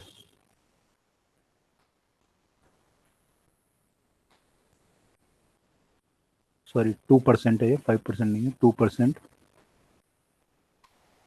5 beats are produced। तो आपको बताना है the initial frequency of both wire.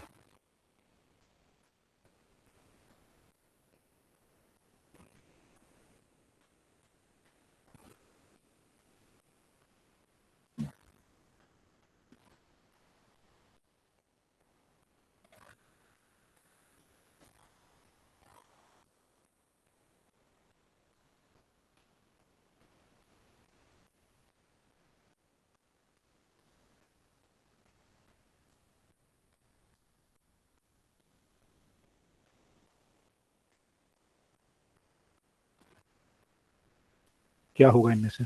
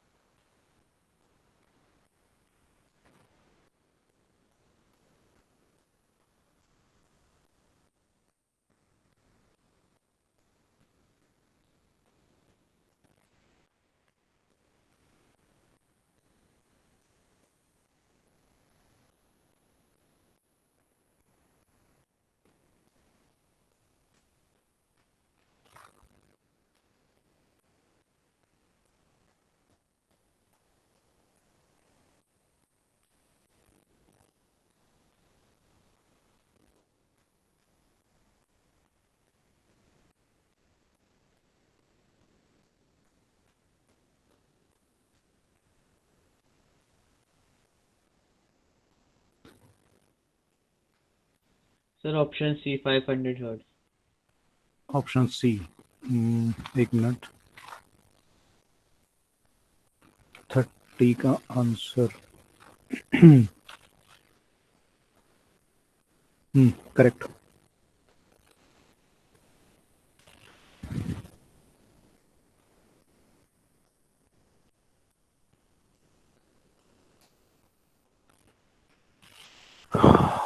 Tension in the one wire is increased by 2%. 5 beat are produced. Initial frequency of the both wire is F आपकी जो होती है वो NV/2L।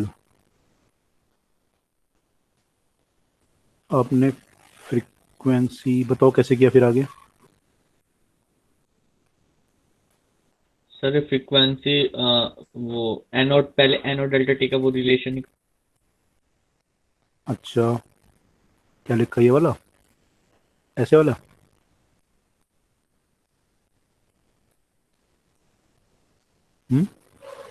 Yes sir.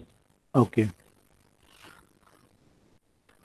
तो उसके बाद से हम्म सर ये फिर 2% था, और ये 2% हम्म, मल्टीप्लाई में हाफ, तो ये फिर हमारा 1% से इंक्रीज हो जाएगा। उसके बाद ओके फिर इसको फॉर्मूले में रख देंगे। तो फिर सर वो 5 था, 5 मल्टीप्लाई में 1/100, वो 5 डिवाइड बाय 1/100 आएगा, फिर लास्ट में हमारा तो हम्म 100 ऊपर चले जाएगा, तो 500 आ जाएगा हमारा।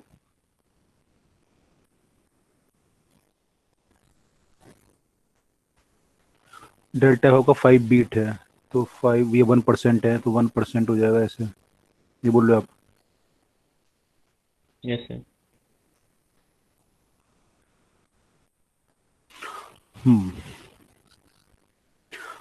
ठीक है। यहाँ पे आपका टेंशन चेंज होगा। अगर टेंशन आप क्या किया, टेंशन इंक्रीज किया है, तो टेंशन इंक्रीज करोगे तो फ्रीक्वेंसी इंक्रीज करेगी, और जो इंक्रीज करेगी वो हम यहाँ से निकाल सकते हैं एरर वाले फॉर्मूले से। तो हमने ये चेंज इन फ्रीक्वेंसी निकाली, कितनी हमारी फ्रीक्वेंसी चेंज हुई। तो ये एक वायर की चेंज होगी, पहले दोनों की फ्रीक्वेंसी एफ थी, और आपने एक की टेंशन बढ़ाई तो इसकी frequency F plus delta F हो गई होगी, इसकी तो अभी भी एफ होगी। तो दोनों में फ्रीक्वेंसी का जो गैप है वो डेल्टा एफ है, तो ये डेल्टा एफ बीट देंगे। इन दोनों में फ्रीक्वेंसी का जो गैप है वो डेल्टा एफ का है, तो इनमें delta f number of beats बनेंगी। ठीक है, तो इसने क्या था बोला, कितना बोला, 5 बीट बना रही है, यानी डेल्टा एफ कितना हमारा 5 है। तो हमने यहाँ पे डेल्टा एफ को 5 पुट किया इसलिए, और यहाँ से फिर हमने एफ निकाल दिया। ठीक है, सबको क्लियर हो गया ये? Yes sir. बाकी लोगों को हो रहा नहीं हो रहा? Yes sir. Yes, sir. Okay, क्योंकि अगर बाकी लोगों को लग रहा है कि फटाफट कोर्स हो तो फिर मैं बोर्ड वाला पढ़ाऊँ, फटाफट कंपटीशन वाला छोड़ दूँ, तो वो भी कर सकते हैं हम लोग, क्योंकि तो कंपटीशन वाली चीज़ें हैं सारी। सर अभी तो बहुत टाइम है सर हमारे पेपर में। अभी है नहीं, बाकी लोगों का हो सकता है किसी का जल्दी आ रहा हो। देवेश का तो खराब भी हो गया बेचारे का फिजिक्स का। तो सर सर ऐसे सर आप करवा तो दो। कब तक हो जाएगा? मुझे यहाँ से जो रिक्वायरमेंट है लगभग, आप अगर आप लोग फास्ट चलो तो 2 और 5 7 क्लास में खत्म हो, 7 8 क्लास में खत्म हो सकता है। सर फिर तो ठीक है, करवा दो। मेरे तो 15 मार्च से है फाइनल्स। अच्छा, हाँ तो मैं तो कोशिश कर रहा हूँ, हम लोग ट्राई करेंगे ज़्यादा से ज़्यादा क्लास देके खत्म कराएं। 7 8 क्लास में लगभग मैं करा सकता हूँ, क्योंकि अभी जो आपका इसके बाद डॉपलर इफेक्ट बचेगा सर मेन। हाँ जी, हमारा बोलो बोलो। हमारा मार्च 5 हुआ। मार्च 5 है आपका? सर हमारा 1 मार्च से। Yes sir. अच्छा, 1 मार्च से पहले किसका है? सर फिजिक्स की है। नहीं, 1 मार्च से पहले किसी का पेपर है, किसी स्टूडेंट का? कोई नहीं है ना 1 मार्च? तो ठीक है, तो हो जाएगा यार, इतना तो मैं करा दूंगा। और ज़्यादा से ज़्यादा होगा तो क्या पता क्या बचेगा आपका, एसएम बच जाएगा, सिंपल हार्मोनिक मोशन, है ना? क्योंकि आज हम ये खत्म कर देंगे, अभी ऑर्गन पाइप कर देंगे अगली क्लास में खत्म। मैंने आज जो दूसरी क्लास मिलेगी आपको भी, फिर आपका बचेगा यहाँ पे डॉपलर इफेक्ट। डॉपलर इफेक्ट में 2 क्लास में करा दूंगा आपको, एक या दो क्लास में खत्म हो जाएगा डॉपलर इफेक्ट। फिर आपका अगर किसी का बच भी गया तो बचेगा simple harmonic motion. Simple harmonic motion board के पॉइंट ऑफ व्यू से जल्दी खत्म हो जाएगा। पहले बोर्ड वाला कर लेंगे, उसमें फिर जो आगे वाले होंगे करते रहेंगे आराम से। जिसको टाइम नहीं होगा मत करना, हो एडवांस वाले बाद में देख लेना आप लेक्चर में, रिकॉर्डिंग में। ठीक है, तो कर सकते हैं, कोई इशू नहीं है। चलो फटाफट करते हैं। तो अगला क्वेश्चन हमारा है ये वाला।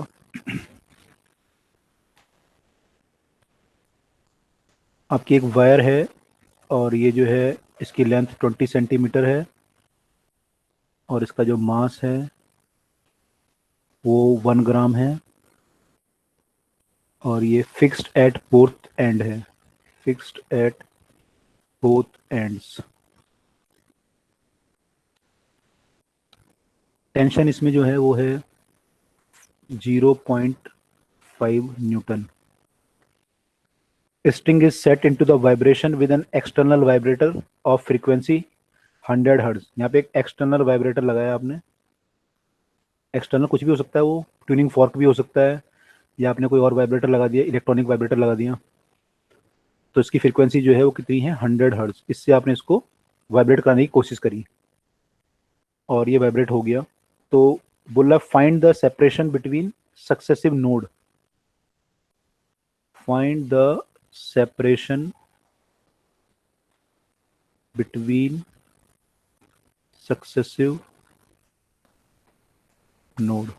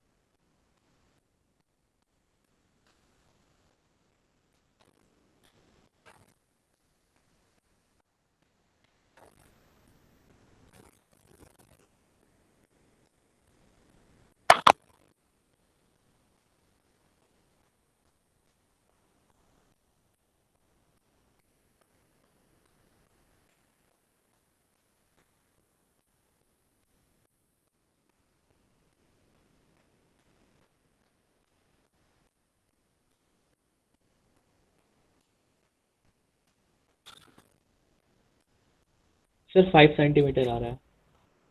Correct, 5 centimetre.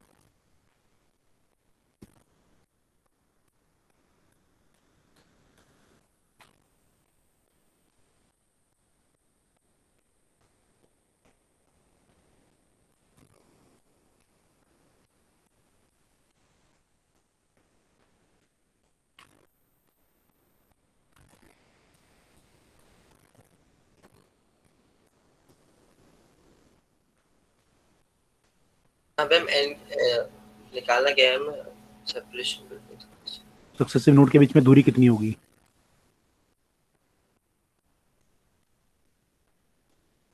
तो अगर हम फॉर्मूला लगाएंगे f = n/2l t/m, तो n की वैल्यू डालेंगे वही n।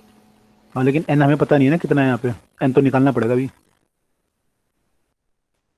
n ही तो निकालना है हमें, n निकल जाएगा फिर तुम निकाल लेंगे। ट्राई करते हैं n निकालने का। लेंथ कितनी दी हुई है 0.2, t कितना दिया हुआ 0.5, म्यू कितना दिया हुआ है 1 ग्राम बाय 20 सेंटीमीटर। 1 ग्राम यानी 10⁻³ किलोग्राम बाय 0.2 मीटर, ये आपका म्यू हो जाएगा। तो कितना आ गया ये 0.2 पर चला जाएगा तो 0.01, 0.01 हो जाएगा ये।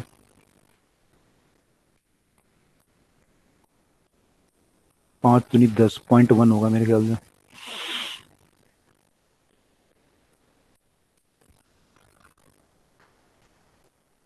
.1 डिवाइडेड बाई 10⁻³ तो अंदर आ गया ब्रैकेट के, मल्टीप्लाई बाय n/. 0.4 ये आया आपका।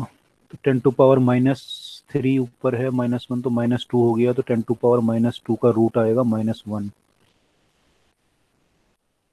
ये आपका 100 है, क्रॉस मल्टीप्लाई करो तो ये आपका हो जाएगा 10 और 0.4, तो n हमारा 4 आ रहा होगा।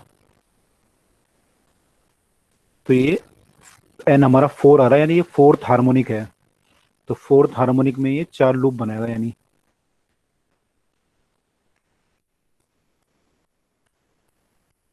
4 लूप बनाएगा। टोटल लेंथ हमारी 20 सेंटीमीटर दी हुई है ऑलरेडी क्वेश्चन में। तो distance between the two node 5 centimetre आएगा ऑब्वियसली।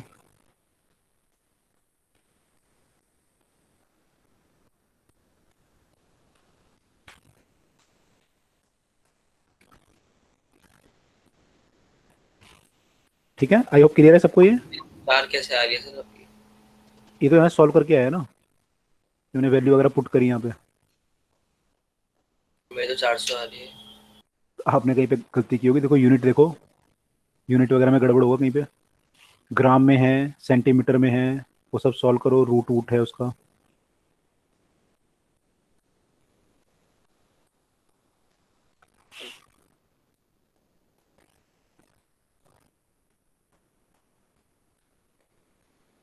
सर आ गई 4। आ गया 4। यस। तो 4 का मतलब क्या हुआ, 4 हार्मोनिक हो गया, फोर्थ हार्मोनिक है ये। Yes sir. तो 4 लूप बनेंगे।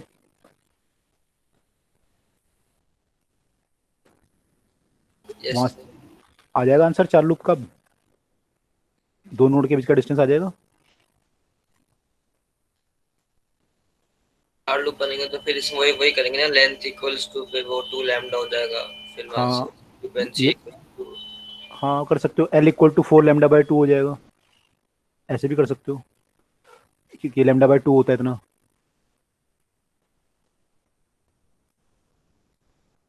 हाँ सर, तो 4 लैम्डा बाय 2 आ जाएगा ना। तो वहां से तो लैम्डा आ जाएगा, लेकिन आपको निकालना क्या, लैम्डा बाई 2 की वैल्यू निकालनी है ना आपको। 2 नोड के बीच का जो डिस्टेंस होता है लैम्डा बाई 2 के बराबर होता है ना। हाँ सर, तो ऐसे कर सकते हैं ना, क्योंकि अगर वो f इक्वल्स टू 3v वो अपॉन 12 लगाएंगे कुछ भी, तो उसमें वेलोसिटी की वैल्यू नहीं होता ना। हाँ नहीं नहीं, अब तो आ गया ना। अब हमें भाई हमें क्या जरूरत है, अब हमें पता चल गया लेंथ है और ऐसे ऐसे। अब तो हमारा ज्योमेट्री वाला केस बन गया ना, तुम 10th क्लास में आ गया, अब हमें फिजिक्स की जरूरत ही नहीं है, अब तो मैथ्स की जरूरत है यस सर। ना। तो उसे छोड़ो, उसमें क्यों जा रहे हो फालतू में इतना कॉम्प्लेक्स। Okay sir. चलो अगला क्वेश्चन।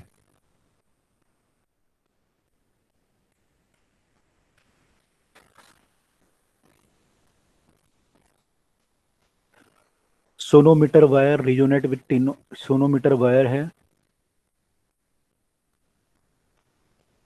और ये रिजोनेंस में है। Resonate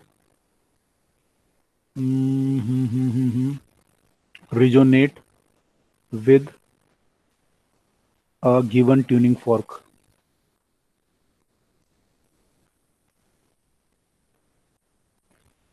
With a given fork, forming standing wave with 5 antinodes. With 5 antinode between two bridges. जो आपके वुडन पैक थे उनको ब्रिजेस बोलते हैं। तो 5 एंटीनोड बना रहा है between two bridges when a mass 9 kg is suspended from the wire. तो आपने जो mg लगाया है वो 9g लगाया है।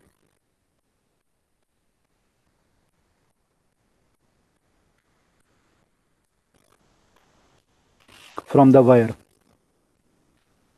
अब आपने क्या किया, इसको रिप्लेस किया व्हेन 9 kg इज, मैं पूरा नहीं लिख रहा, शॉर्ट में लिख रहा हूँ, replaced by mkg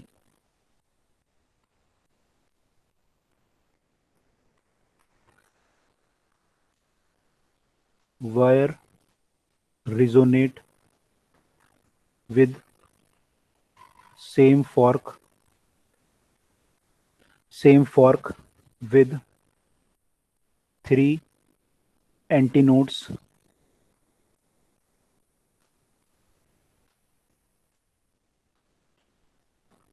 for the same position of the bridge। तो आपको बताना है वैल्यू ऑफ m कितनी है।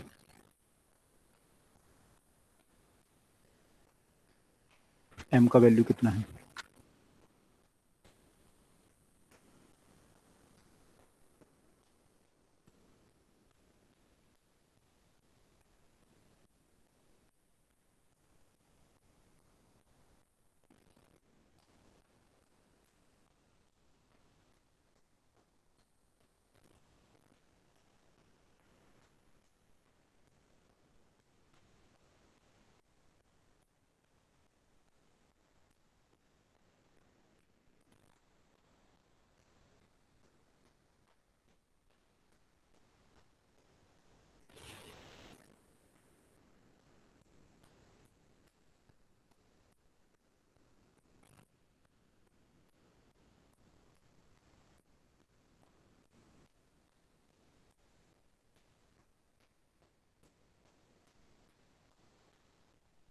25 kg. 25, just a minute. Question. Gram में kg में एक, हाँ kg में। हाँ ओके, ऑप्शन भी है, हाँ करेक्ट है, correct, very good. 25 kg is answer.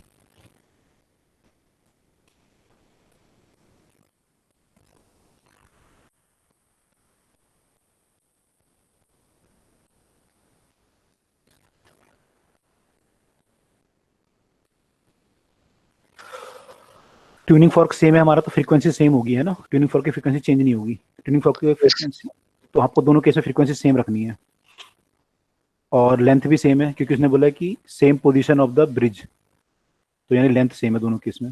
New और 2L को कांस्टेंट ले लेंगे, यहाँ सीधा ही हो जाएगा, ओके, वो भी सेम ही रहेगा।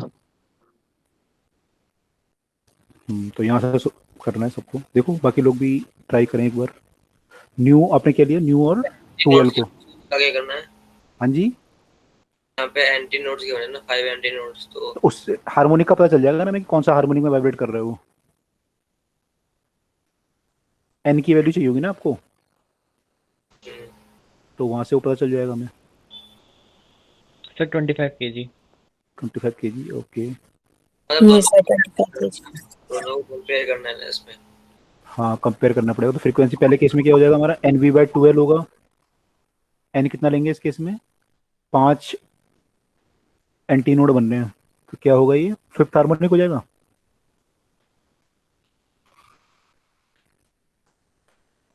पांच लूप बन रहे होंगे यानी, मेरे ख्याल से। तो पहले केस में ये होगा, अगले केस में जो फ्रीक्वेंसी होगी वो सेम होगी, क्योंकि ट्यूनिंग फॉर्क सेम है आपका, लेकिन इस बार 3 एंटी नोड बन रहे हैं, और V आपका चेंज हो जाएगा, V डैश हो जाएगा इस बार, क्योंकि T/μ होता है ये, और L सेम है आपका। तो यहाँ से कुछ सोच सकते हो आप। V आपका T/μ होता है, T आपका mg हो जाएगा, म्यू सेम है आपका।